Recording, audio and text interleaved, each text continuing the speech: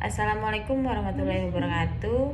Let me introduce myself. My name is Umi Wahyuni from class MNG 22C NPM 22411208. Di sini saya akan menjelaskan tentang konsep dan ruang lingkup manajemen operasi. Apa sih manajemen operasi itu? Manajemen operasi terdiri dari dua kata, yaitu manajemen dan operasi. Manajemen memiliki makna suatu proses perencanaan, pengarahan, pengorganisasian, serta pengendalian untuk mencapai tujuan dari organisasi dengan mengoptimalkan sumber daya yang dimiliki. Sedangkan operasi merupakan kegiatan mentransformasikan input menjadi output atau kegiatan yang menambah manfaat baru. Berdasarkan makna kedua kata tersebut dapat disimpulkan apa itu manajemen operasi, yang merupakan kegiatan untuk mengatur, mengelola secara optimal manajemen pengolahan sumber daya dalam proses transformasi input menjadi output. Proses atau sistem yang digunakan organisasi untuk menghasilkan barang maupun jasa merupakan definisi manajemen operasi. Manajemen operasi dapat didefinisikan sebagai fungsi bisnis yang memiliki tanggung jawab dan perencanaan, koordinasi dan kontrol penggunaan sumber daya yang dibutuhkan perusahaan dalam rangka menghasilkan barang dan jasa. Tujuan dari manajemen operasi yaitu efisiensi, menjadikan operasional perusahaan lebih efisien. Yang kedua yaitu ada productivity, mengupayakan agar produktivitas perusahaan meningkat.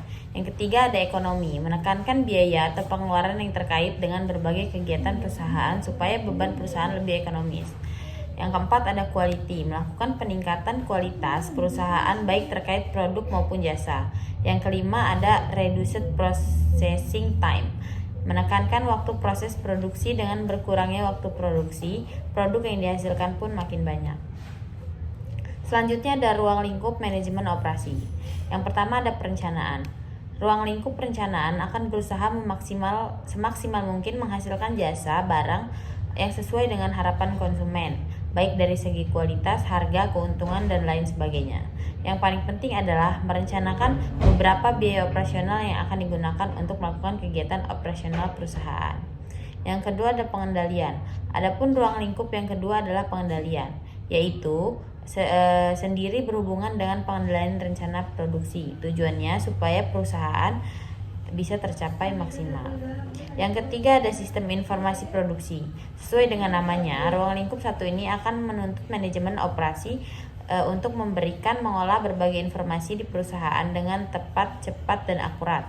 Sistem informasi kemudian dibagi menjadi 3 sistem, yakni informasi internal, pasar, dan pelanggan. Ketiga sistem informasi tersebut mesti dikelola dengan sangat baik. Hal ini supaya kegiatan di produksi bekerja dengan maksimal. Yang keempat yaitu fungsional, aspek lain atau ruang lingkup lainnya adalah fungsional. Aspek fungsional sangat erat kaitannya dengan organisasi atau kegiatan manajerial seluruh komponen. Sementara interaksinya akan disebut sebagai aspek fungsional. Kegiatan ini mencakup perencanaan, pengendalian, penerapan, hingga perbaikan.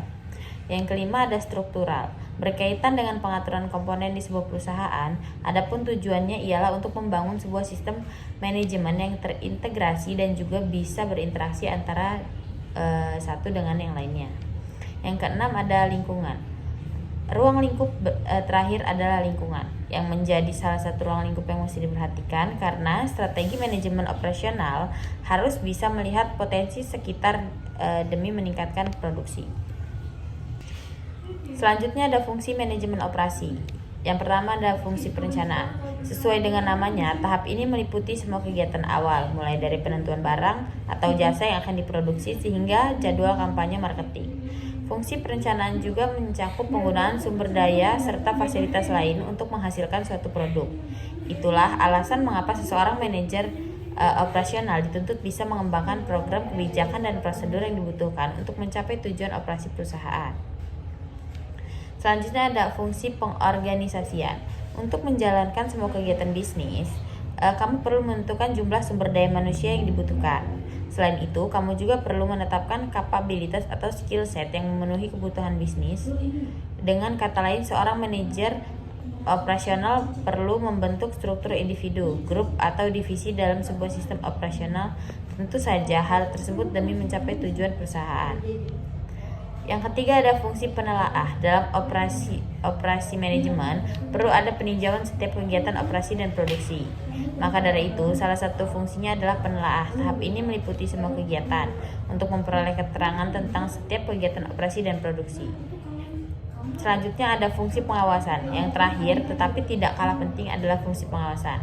Fungsi yang satu ini mencakup semua aktivitas yang bertujuan mengarahkan dan menjamin agar berbagai kegiatan yang telah dan sedang dikerjakan sesuai dengan perencanaan.